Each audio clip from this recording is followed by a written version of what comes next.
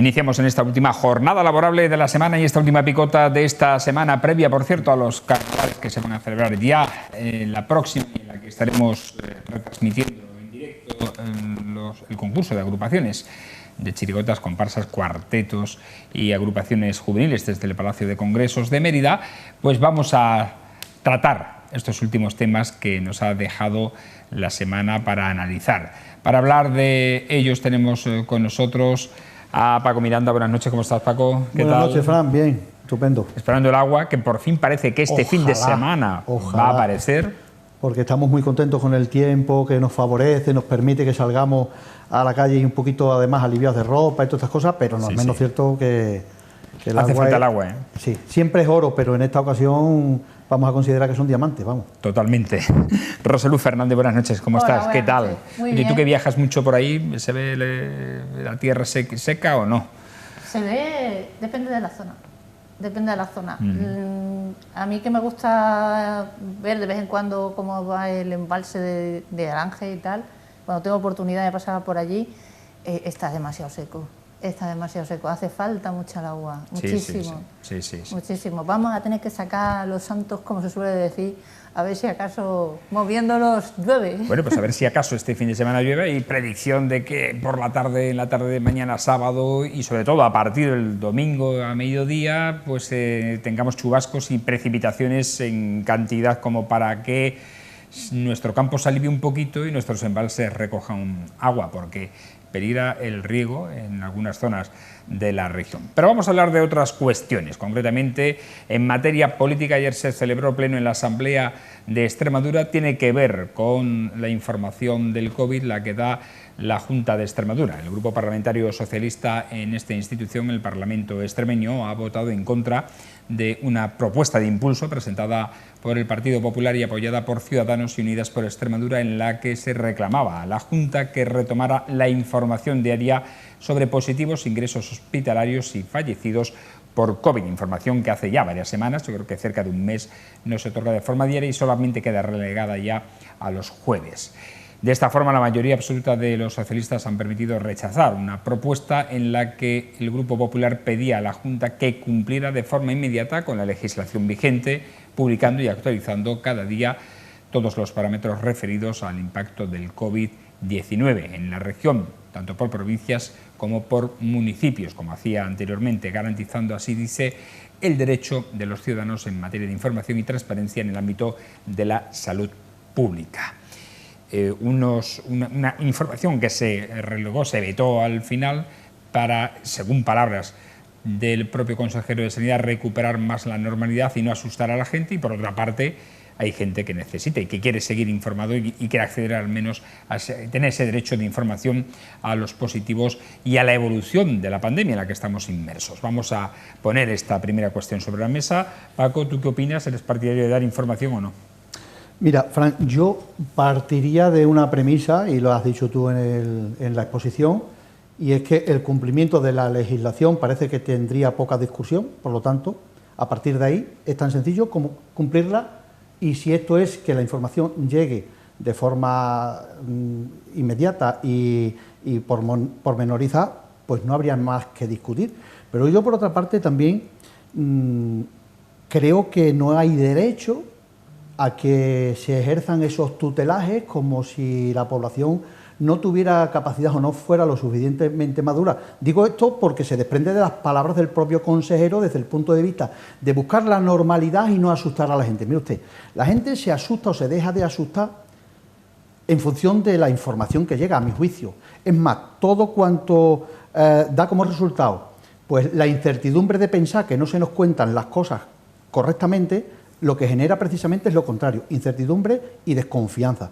Por tanto, entiendo que tenemos una sociedad lo suficientemente madura como para que tome buena nota al respecto de los datos que se ofrezcan sin necesidad de ese tutelaje paternalista por parte de las administraciones, porque, claro, por esa regla de tres, parecería lógico que pudieran, si esto se aceptara como bueno, parecería lógico que cualquier otra cuestión derivada de cualquier otra incidencia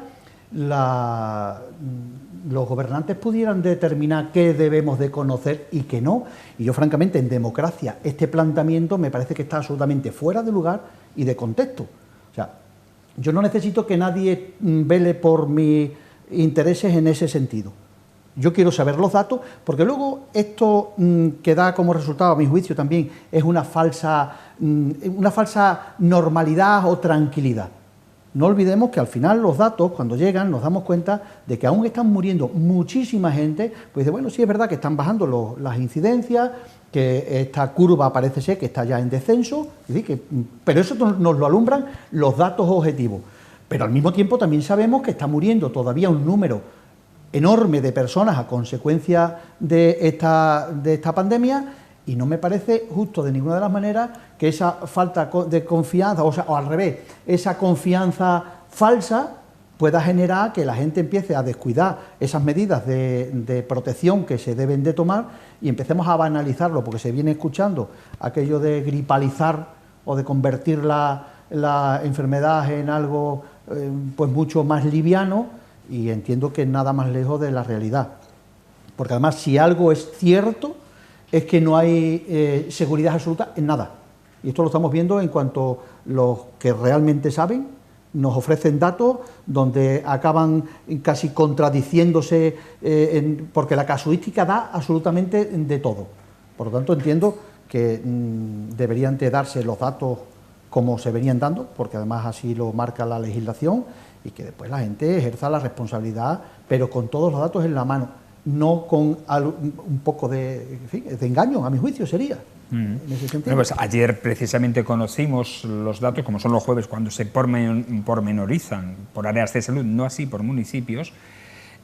Conocimos que, por ejemplo, en la última semana en Extremadura han fallecido 34 personas por COVID o con COVID, de los que 5 son o corresponden al área de salud de Mérida.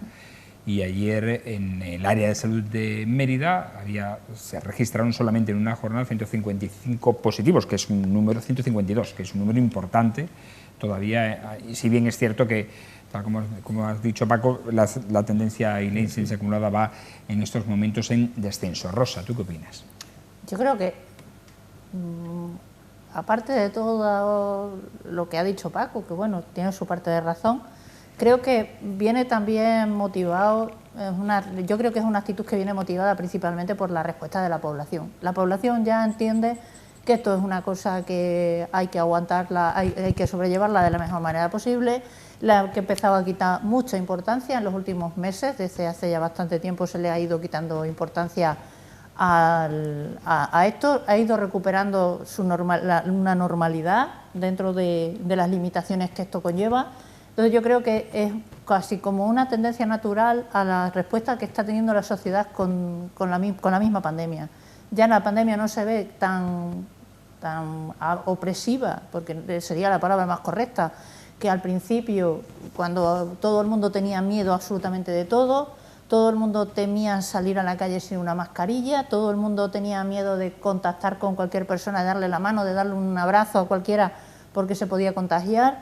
Entonces yo creo que ya hemos llegado a una normalidad, la gente ha vuelto a las terrazas, a estar en la calle tranquilamente, a relacionarse dentro de ciertas limitaciones con una normalidad, y ya la gente no le da importancia a los datos que se facilitan desde ningún sitio, porque al principio había como un seguimiento más exhaustivo por la cosa de a ver cómo estamos en mi municipio, a ver cómo estamos en mi zona, pero creo que ya la gente ya no le da tanta importancia a la pandemia, la ha asumido como una limitación del día a día, ya se está aplaudiendo el que no haya mascarillas en la calle a diario. Entonces yo creo que el que haya que facilitar todo este tipo de datos también supone un trabajo extraordinario para la administración, porque también hay que tener en cuenta que tener que facilitar esos datos supone hacer una recopilación de datos, tenerlos que trasladar, y es diario. Entonces es un trabajo que ya no merece la pena hacerlo tan seguido como se ha venido haciendo anteriormente. Y esto no significa quitarle la importancia a nada, es más, cualquier muerte causada por el COVID es tan importante como cualquier otra, y cualquier enfermo que esté hospitalizado por COVID es tan importante como cualquier otro. Pero creo que ya hemos llegado a una situación en que la gente no presta atención a las cifras Y entonces yo creo que por eso la Administración ha tomado esa decisión de decir, bueno, pues ya lo temporalizamos a semanalmente y no hay ningún problema. Yo, francamente, lamento no estar de acuerdo en ese sentido con Rosa, porque creo que una cosa es lo que la población hayamos podido tener como esa sensación, cierto, entre otras cosas, porque está motivada, tenemos 3 vacunas, la pauta de 3 vacunas prácticamente, casi la totalidad o una inmensa mayoría de la población, y por tanto, obviamente, ni se está produciendo la incidencia ni la gravedad en los casos cuando hay contagio, y eso es bueno. Como es lógico, gracias a Dios, pues tenemos esos mecanismos que nos permiten pues tener un grado de confianza o de tranquilidad derivado precisamente de los medios que se han puesto al alcance de la población a través de las vacunas y tal. Eso es una cosa. Que hayamos de alguna manera ya asumido que forma parte de nuestra vida a día de hoy, pues un poco como están las cosas y con esas limitaciones que son mucho menores, obviamente, que las que había en un principio, porque la incidencia tampoco es de la misma gravedad, no hay esa presión hospitalaria terrible que había al principio, donde no había muchas herramientas con las que trabajar contra la pandemia. O sea, todo eso perfecto, y no vamos a negarlo, entre otras cosas, porque es estupendo y muy bien, y la economía permite que se pueda relanzar. Yo hablo de otra cuestión, que es al rechazo del cumplimiento de una norma que está establecida por ley, de datos, y la reflexión del consejero acerca de ese tutelaje del que yo estaba hablando. Esa es la parte que yo no admito, ni tolero, ni me gusta, y estoy absolutamente en contra. O sea, oiga, que nosotros tenemos que hacer cierta normalidad, que volvemos a nuestros trabajos, que salimos a las terrazas, gracias a Dios. Y yo encantado, como no puede ser, como cualquier otro ciudadano.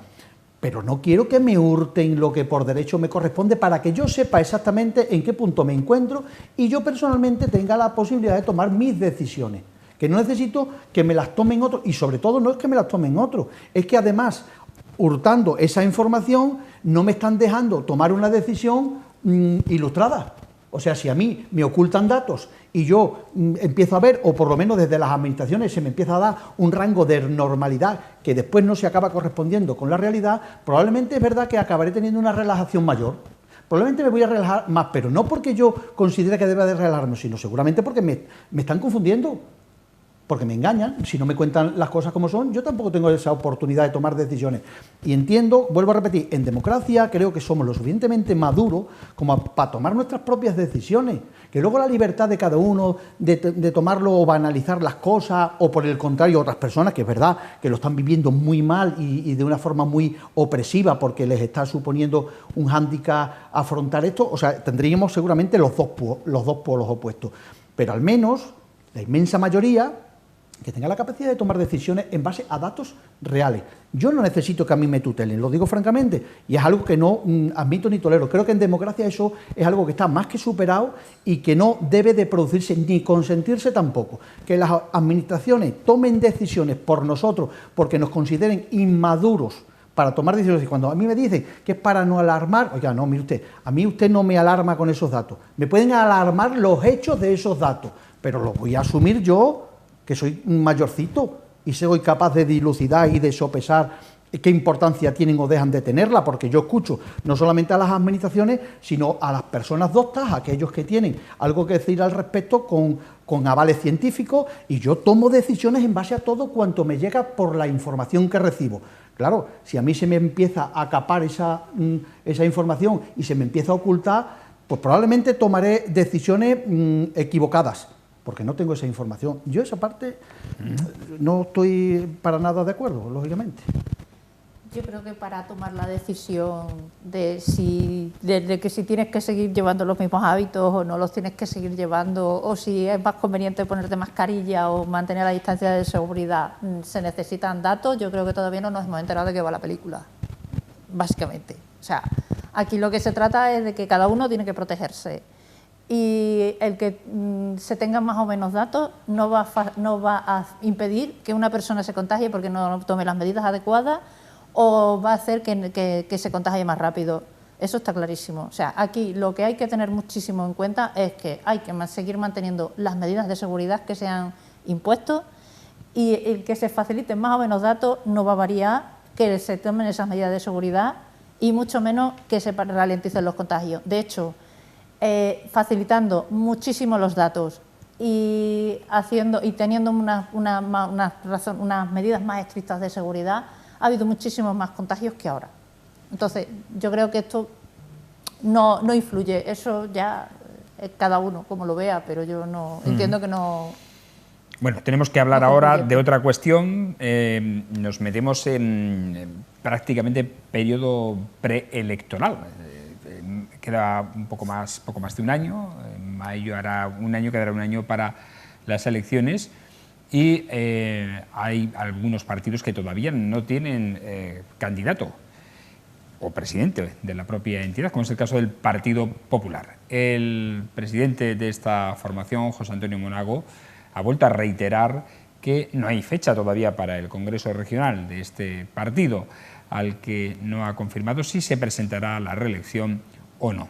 Monago ha explicado a preguntas de los medios en Mérida ayer que le corresponde a él fijar la fecha para celebrar el próximo Congreso Regional del Partido Popular de Extremadura y ha señalado que no tiene determinada la fecha todavía. Tampoco ha desvelado si tiene previsto presentar su candidatura a la reelección al frente del PP extremeño. Respecto a las posibles candidaturas que puedan presentarse a este Congreso Regional, Monago ha señalado que no debe hablar de ese tema, ya que ha destacado que es muy respetuoso con todo el mundo y con todos los procesos. Bien, todo parecía indicar en un principio que el alcalde de Plasencia, Fernando Pizarro, podría encabezar una de esas candidaturas a la presidencia popular regional. Hemos conocido, precisamente a través de varias filtraciones, que una concejala del Ayuntamiento de Cáceres de esta formación podría, en alguna manera, ser la candidatura oficial preferida por Génova, y veremos si al final se va a presentar más de una candidatura o no a, como decimos, a la presidencia del PP regional. Rosa Luz. Bueno, yo creo que son procesos internos dentro de cualquier partido. Lo único que hay que pedir es que sean procesos democráticos y que se lleven de la mejor manera posible. Si existen varios candidatos, pues viva la democracia directamente. O sea, van a ser los propios militantes los que vayan a decidir a cuál de ellos prefieren. Y yo solamente, como lo he dicho en otras ocasiones, alabar la figura a esas personas que vayan a dar el paso adelante, porque creo que son unas decisiones bastante personales y que llevan adelante también, llevan con ellas mucha renuncia a una vida personal más tranquila, pero que me parece muy bien todo lo que sea un proceso democrático dentro del partido, que reafirme una figura. El momento en que se vaya a hacer, yo creo que eso es estrategia política, no hay que entrar en ella, cada partido sabe cuándo tiene que hacer las cosas, unos decidirán que sean antes, otros después, cada uno mide sus tiempos, entonces yo creo que hay poco más que decir por eso. Parecía que las elecciones en Castilla y León, que se celebran este domingo, podría condicionar la fecha del Congreso y que una vez se celebran estos comicios se fijaría la fecha definitiva del mismo antes de Semana Santa, aunque nada se sabe, por cierto, porque en las últimas noticias parece que, como ha dicho José Antonio Monago ayer, no hay fecha definida todavía, ni se barrunta cuál va a ser. Paco. No, bueno, pues obviamente, y como decía Rosa, no es menos cierto que cada partido establece cuáles son sus tiempos, y en el Partido Popular ahora sí es verdad que quizás el hecho de que vayan confluyendo, como es el caso ahora de las elecciones de Castilla y León, pues de alguna manera también hace que a lo mejor si los tiempos estaban pensados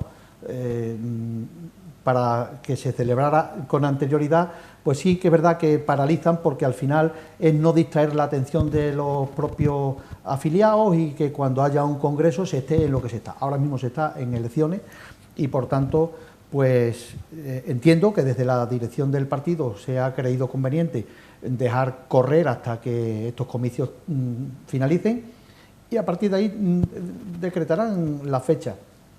El hecho de que haya o deje de haber más de una candidatura, bueno, pues cierto es que forma parte del propio proceso democrático dentro de nuestra sociedad y de los partidos también. Si hay candidatura de consenso, pues entiendo que estará bien, porque al final será porque todo el mundo entienda que es la mejor de las opciones, y si no fuera así, pues pues nos manifestaremos los militantes para opinar qué nos parece que es mejor si hay más de una candidatura, y a partir de ahí lo que salgan de ese congreso. Yo creo que salvo el último congreso, ¿no?, en el que solo se presentó José Antonio Monago, justo el anterior, salvo ese, digo, en el Partido Popular siempre ha habido varias candidaturas en los congresos, ¿no, Paco? Sí, de hecho, ya digo, que forma parte de la propia vida normalizada dentro de los partidos, porque no es menos cierto que a lo largo y sobre todo a lo mejor, oye, cuando se está gobernando es como que las cosas van todas más rodadas, se puede entender que las cosas están bien y se hacen bien, y por el contrario, pues cuando se está en la oposición, pues a lo mejor se suscita la incertidumbre y que se puede pensar que las cosas han fallado en tal o cual sentido, y puede haber distintas sensibilidades a la hora de plantear cuál es el futuro o cómo hay que dirigir los designios del partido de cara a los siguientes comicios, pues obviamente con la intención de ser partidos de gobierno. Entonces, quizás en estos momentos, y si hubiera distintas sensibilidades, siempre va a ser en positivo, porque yo entiendo que esos, llamémoslas discrepancias internas, que son saludables desde el punto de vista de que al final todo confluye en el mismo punto. O sea, el interés que mueve a los distintos candidatos, lógicamente, es el mejor posible desde la perspectiva de cada uno, para que, como digo antes, pues la estrategia política derive en una acción de gobierno futura porque las elecciones sean capaces de ganarse. Y entonces, partiendo de la premisa de que todo el mundo busca lo mejor para el partido, pues una vez concluyen, vamos, en el Partido Popular, en ese sentido siempre ha sido así, se han cerrado filas en torno al candidato que ha salido elegido, y allí paz y aquí gloria. Termina, digamos, esa contienda, entre comillas, en el periodo ese precongresual, pues, y ahí acaba, y a partir de ahí todos a pelear por la misma meta. Entonces, creo que es saludable en cualquier caso. Desde luego, lo que sí cambia las cosas es estar o no en el poder. Eso marca mucho los procesos internos de los partidos. Es así, en el PSOE ya se sabe que va a ser Guillermo Fernández Vara el que repita a la presidencia, como candidato a la presidencia de la Junta de Extremadura. Lo pasó en el 2011, mejor dicho 15, cuando el Partido Popular obtuvo la presidencia también de la Junta, que en los congresos pues no había más candidatos, es decir, ahí se cierran filas y no hay más. Por eso digo, el poder condiciona mucho los procesos internos, ¿no?, de los partidos. Si se está en el poder es más tranquilo, si no se está en el poder, bueno, está un poco más revuelta la cosa. Bueno, siempre tiene, no sé, cuando se está en el poder parece que hay una tendencia a aprobar que la persona que ha salido elegida en el anterior Congreso, como ha sido elegida dentro de unas elecciones democráticas, pues ha hecho algo bien, y en el seno, a no ser que esa persona no se quiera presentar, pues bueno, no hay ningún inconveniente que vuelva a repetirse, ¿no? Porque es fácil. En el PSOE creo, Rosa, corrígeme si no es así, que los alcaldes que están en el poder no se tienen que someter a primarias, son automáticamente, digamos, renovados para ser candidatos. Si quieren, sí, vamos, pero yo creo que se van a hacer primarias de todas formas en muchos sitios. O sea que, aun estando en el poder. Sí, en algunos sí, yo que sé, pues por reafirmarse, ¿no?, o porque lo tienen claro, pero vamos, que muchas veces no es necesario hacerlo, por ese mismo motivo. Porque al ser el candidato, si quiere seguir siendo candidato, no necesita hacer unas primarias. Porque no va a haber nadie que venga detrás a decir me pongo yo. Claro, a eso voy, que condiciona mucho el estar en el poder. Por eso digo, porque es lo que estoy diciendo, ¿no? Como consideras que la persona que está ahora mismo salió en unas elecciones democráticas, lo eligieron los vecinos en el caso de un alcalde, ¿para qué voy a cambiar candidato si quiere seguir y los vecinos no tienen rechazo hacia esa persona, no se manifiesta un rechazo, ¿no? Distinto es cuando tienes un candidato del partido que sea, que hay un rechazo por parte de los vecinos del municipio que sea, entonces ya te planteas si esa persona la quiere seguir manteniendo. En el caso contrario, sigues con la misma, evidentemente. Bueno, estamos en eso. Es apostar un poco a seguro, ¿no? Estamos, como decía, en este momento de preelecciones, ¿no?, de precampaña, antes de las elecciones. Las precampañas cada vez se alargan más o duran más tiempo, ¿no?, porque se comienza muchísimo antes a trabajar que antes. Y, por ejemplo, en Mérida pues no hay candidatos todavía, no hay ni un solo candidato designado. En el Partido Socialista, Antonio Rodríguez Osuna, que es el actual alcalde, lo va a decir en septiembre, según ha dicho ya en varias ocasiones y lo ha reiterado. Es una decisión personal que debe adoptar. En el Partido Popular está pendiente de que se designe también el candidato a la alcaldía. En estos momentos hay un presidente de la gestora, que es Miquel Valdés, pero no se sabe si será o no candidato o si al final habrá otra candidatura. Y en el resto de formaciones pasa lo mismo. De todas maneras, mira, haciendo un poco de análisis de las conveniencias que estábamos antes hablando, es verdad que un candidato que se refrenda y si las urnas le han dado pues una, en fin, y si además es una mayoría cualificada o absoluta, pues obviamente es como parece poco probable que se opte por el cambio. Pero yo quiero recordar que, de hecho, en la época en que gobernó el Partido Popular en la región, hubo una propuesta para que se legislara al respecto de que un candidato, un presidente, no pudiera revalidar por más de dos legislaturas, que el Partido Socialista rechazó, no le pareció oportuno, no lo entendió de esa manera. Pero fíjate, yo a título personal creo, porque una cosa es el proyecto de... No, aquello se aprobó y después el Partido Socialista lo desestimó, efectivamente. Entonces, yo creo que se incurre, para mí es bueno, creo que es bueno, por una razón. El proyecto de conjunto, el de partido, puede permanecer perfectamente, no hay ningún problema, sea el candidato quien acabe siendo, pero sí hay una tendencia natural a que cuando uno se perpetúa en los puestos, empezar a aflojarse en cuanto a las ilusiones, a las metas, incluso caer un poquito en el endiosamiento. A mi juicio, creo, por ejemplos prácticos que se han ido produciendo a lo largo de la historia, en los que al final uno acaba creyéndose que el puesto es tuyo porque se te ha otorgado ya por ciencia infusa y eso no hace ningún favor, digo a la ciudadanía en general ni al propio partido. Pues yo entiendo que las renovaciones son necesarias, la frescura de la gente que llega pues con ganas, con ilusión, porque ya todos nos ha pasado involucrarnos en un proyecto donde nos lleva mucho con la mejor de las intenciones, no cabe la menor duda. Pero cuando tú llegas a perpetuarte de tal manera que crees que eres el que todo lo sabe y que tus decisiones son las mejores, pues y además quienes te rodean tienen firme convencimiento de que tú vas a ser inamovible, las cosas se complican. Es una reflexión personal en ese sentido. Por eso creo que las renovaciones son saludables, que son buenas. Eso no cambia que el proyecto de partido se siga manteniendo, obviamente, si hay una vida de partido detrás de la acción de gobierno. Porque muchas veces también se cae en la tendencia de que una vez que se está gobernando el partido queda un poquito relegado, toma menos protagonismo, pues porque se tiene las riendas de las determinaciones que te otorga el ser gobierno y creo que eso es un error. Por eso digo que quizás esa medida es saludable, a mi juicio, bueno, es como yo lo veo. Veremos qué pasa. Queda tiempo todavía para ir conociendo candidaturas y saber quiénes van a ser los cabezas de listas en las diferentes candidaturas a las instituciones. El próximo mes de mayo de 2023 serán las elecciones locales y autonómicas.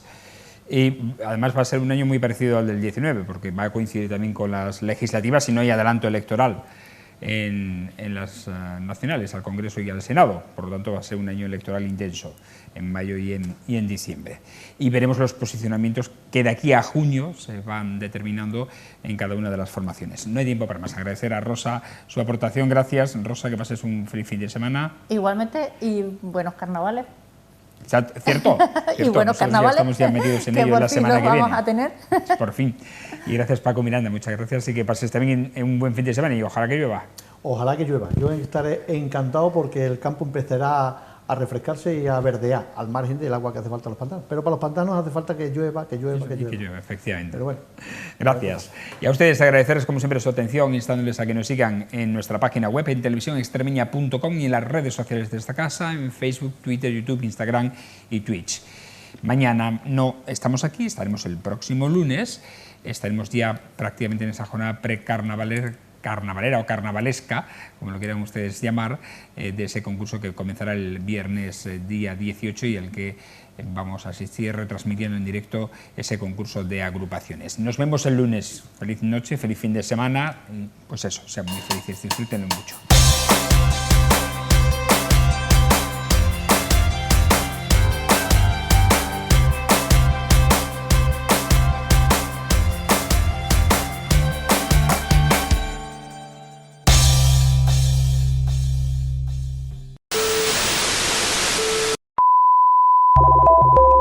¿Aún no nos has puesto en el canal 8 del mando de tu tele? ¿A qué esperas? Televisión Extremeña en el 8. Si quieres comer, tienes que venir a La Traviesa. Prueba nuestras especialidades de cachopo, carnes con buey, vaca premium, paletilla de cordero recental y los mejores pescados y pulpo.